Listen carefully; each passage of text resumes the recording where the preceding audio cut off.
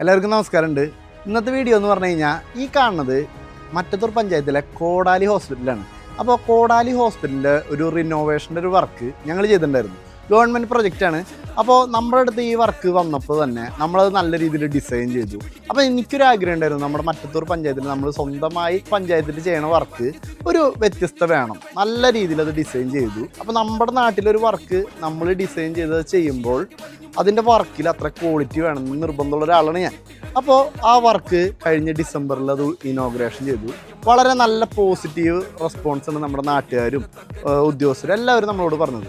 അപ്പോൾ ഉദ്ഘാടനമൊക്കെ കഴിഞ്ഞ് ഇപ്പോൾ ഏകദേശം ഒരു വർഷത്തോളം ആവാറായി. ശരിക്കും പറഞ്ഞാൽ ഒരു 8 മാസത്തോളമായി ഉദ്ഘാടനം കഴിഞ്ഞിട്ട്. അങ്ങനെ ഉദ്ഘാടനം കഴിഞ്ഞ ദിവസം നമ്മുടെ മറ്റത്തൂർ പഞ്ചായത്തിലെ ഒരു വാർഡ് മെമ്പറുടെ ഒരു പോസ്റ്റ് ഇന്നലെ കാണാനിടയായി. കാരണം എന്താണെന്ന് വെച്ചാൽ ഈ ആശുപത്രി ചെയ്ത സീലിംഗ് വർക്ക് ചോരുകയാണെന്ന് പറഞ്ഞിട്ട്. അപ്പോൾ എൻ്റെ മറ്റത്തൂർ പഞ്ചായത്തിലെ ജനങ്ങളോട് പറയണത്, എന്തിനാണ് ഈ വാർഡ് മെമ്പർമാർ നമ്മളെപ്പോലെയുള്ള ഒരു യുവ സംരംഭകനെ തകർക്കാനായിട്ട് ഇത്തരം ലോക്കൽ കളി കളിക്കണ്? നിങ്ങൾ ജനങ്ങളിത് കാണണം, നിങ്ങൾ വന്ന് നോക്കണം, ഇവിടെ എവിടെയാണ് ഈ സീലിംഗ് ചോരുന്നത് നോക്കണം.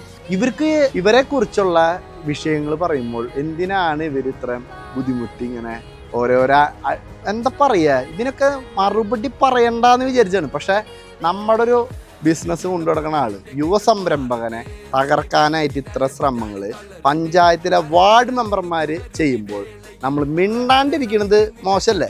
അപ്പം മറ്റത്തൂർ പഞ്ചായത്തിൽ എല്ലാവർക്കും വരാം, നമ്മുടെ കോടാലി ഹോസ്പിറ്റലിൽ ഒന്ന് കാണാം, ഈ വർക്കിനെ കുറിച്ചുള്ള അഭിപ്രായം പറയാം, ഇതിലെ ചോർച്ച എവിടെയാണെന്ന് നിങ്ങൾക്ക് പരിശോധിക്കാം.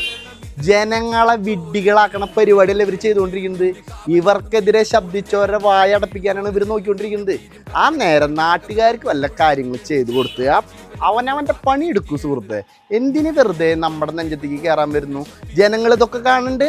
ജനങ്ങളിത് ചോറുണ്ണുന്ന ജനങ്ങളാണ്. അത്യാവശ്യം ബുദ്ധിയുള്ള വിദ്യാഭ്യാസമുള്ള ആളുകൾ ഇത് കാണുന്നു, മനസ്സിലാക്കുന്നു. Thank you.